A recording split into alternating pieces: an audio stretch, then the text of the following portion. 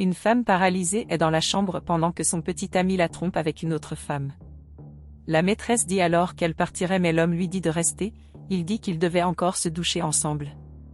L'amant leur dit alors de sortir de là car elle était mal à l'aise de regarder sa petite amie. Il lui dit alors de s'asseoir et écarte sa petite amie. Il demande ensuite si c'était mieux ainsi, mais elle dit que ce n'était pas le but, elle était mal à l'aise de savoir que sa petite amie était là. Il lui dit alors de se calmer et qu'elle ne bougerait même pas. Il met ensuite un chiffon sur sa petite amie et demande si maintenant l'amant était à l'aise. Elle dit que lorsqu'ils emménagent ensemble, la femme n'ira pas avec eux. Il dit qu'il devait d'abord l'épouser et qu'après cela, il pourrait avoir tout l'argent de la femme pour qu'ils puissent avoir une bonne vie. Elle accepte alors, se lève et demande à la femme de tenir son téléphone portable. Plus tard, l'homme dit alors que son amante lui manquait et qu'elle était merveilleuse. Elle dit ensuite à la femme qu'elle devrait profiter davantage de l'homme incroyable qu'elle avait, mais elle dit ensuite qu'elle ne pouvait pas le supporter. À ce moment, quelqu'un frappe à la porte et l'homme dit que c'était l'ami de sa femme. L'amant demande ce qu'il allait faire et il dit qu'elle devait aller s'habiller et qu'il allait recevoir son ami.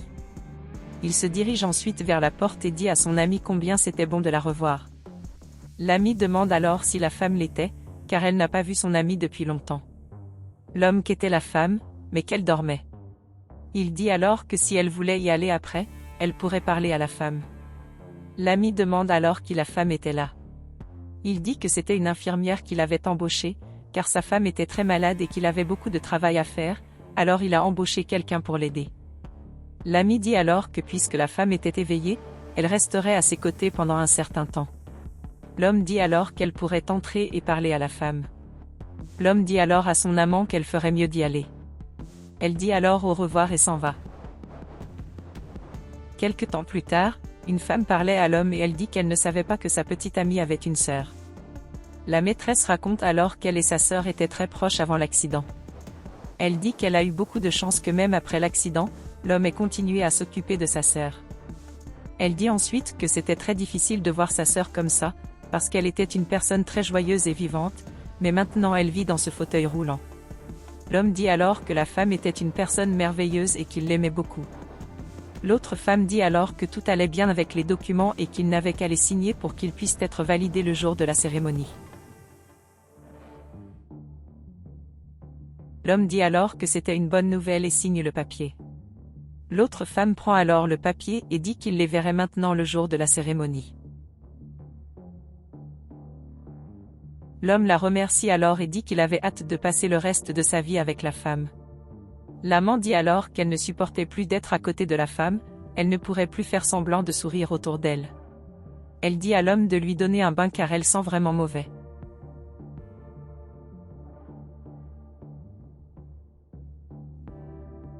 L'homme lui dit alors de rester calme et que bientôt elle ne sera plus un problème.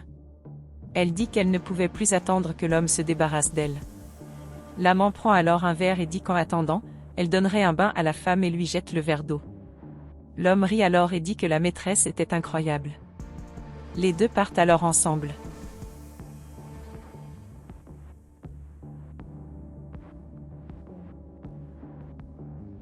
Quelque temps plus tard, quelqu'un frappe à la porte pendant que les deux s'embrassent. Il dit alors à la maîtresse de se cacher pendant qu'il va répondre à la porte. Il ouvre alors la porte et se dit surpris que son ami soit déjà revenu. Il demande alors si elle a pu acheter la robe de la femme et elle dit oui. Elle dit alors que la robe était belle, mais qu'il ne pouvait pas la voir, car cela lui porterait malheur. Elle dit ensuite que le jour du mariage, elle viendrait réparer la femme, mais l'homme dit qu'elle n'a pas à s'inquiéter car il ne regardera pas la robe et qu'il aurait beaucoup de chance de l'épouser.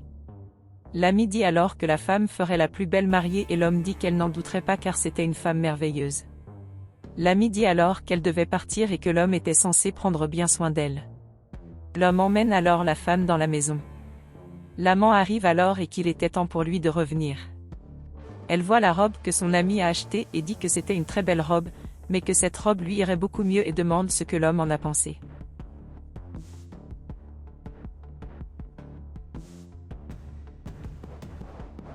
Il dit qu'elle serait belle dans cette robe, mais que lorsqu'il l'épousera, il lui achètera une robe beaucoup plus jolie. L'amant dit alors que c'était un gâchis pour la femme de porter une si belle robe. L'homme dit alors que ce n'était pas à elle d'y penser.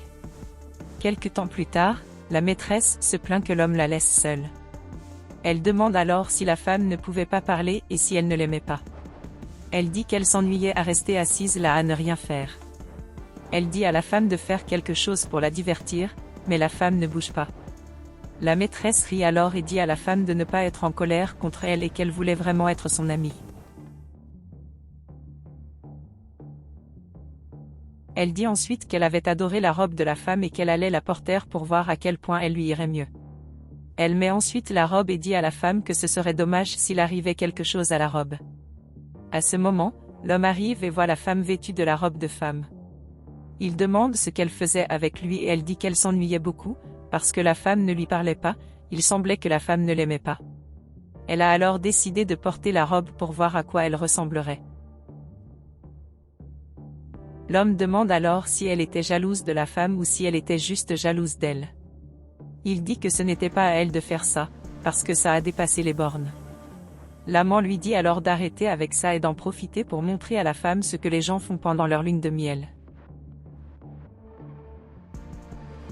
Le jour du mariage, l'ami dit que la femme était belle et que ce serait le plus beau jour de sa vie. L'homme arrive et demande pourquoi ils sont si en retard. L'ami dit alors qu'il n'a pas pu voir la mariée avant l'heure, mais il dit qu'il devrait se dépêcher.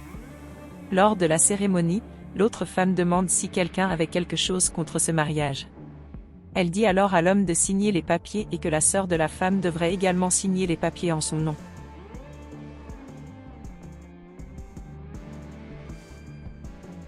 À ce moment-là, la femme se lève du fauteuil roulant et cela laisse l'homme très surpris, car elle était capable de marcher. Tout le monde est choqué. La femme commence alors à crier après l'homme et lui dit qu'elle n'était pas l'amour de sa vie. Elle dit qu'elle voyait tout ce qu'il faisait avec sa maîtresse. Elle dit qu'il avait mis cette femme à l'intérieur de sa maison et qu'elle ne pouvait pas croire qu'il avait fait cela. L'homme dit alors qu'elle imaginait des choses et qu'elle n'allait pas bien. La femme dit qu'elle n'imaginait rien. Elle dit que lorsqu'elle a eu son accident et qu'elle s'est affaiblie dans le fauteuil roulant et qu'elle s'est améliorée, elle a décidé de voir jusqu'où il irait. L'homme dit alors à la femme de se calmer et qu'il l'aimait. Il dit alors que l'amant l'avait séduit, mais la femme lui dit d'arrêter de mentir, car elle avait vu tout ce qui s'était passé. La maîtresse dit alors que ce n'était pas sa faute et que lorsqu'il envisageait de voler l'argent de la femme, ce n'était pas sa faute non plus. Elle essaie alors de partir, mais son ami l'en empêche. Elle dit que la maîtresse n'irait nulle part tant qu'elle n'aurait pas payé tout ce qu'elle a fait pour son ami. La femme dit alors que l'homme paierait pour tout ce qu'il faisait et qu'il ne l'a jamais aimé, car il voulait juste son argent. Elle appelle alors la police et dit de les arrêter tous les deux. La femme devient alors désespérée et dit qu'elle ne serait pas arrêtée, mais un policier apparaît et l'arrête. Elle dit qu'elle ne voulait pas y aller. Un autre policier arrête l'homme et dit à la femme de lui pardonner parce qu'il l'aimait.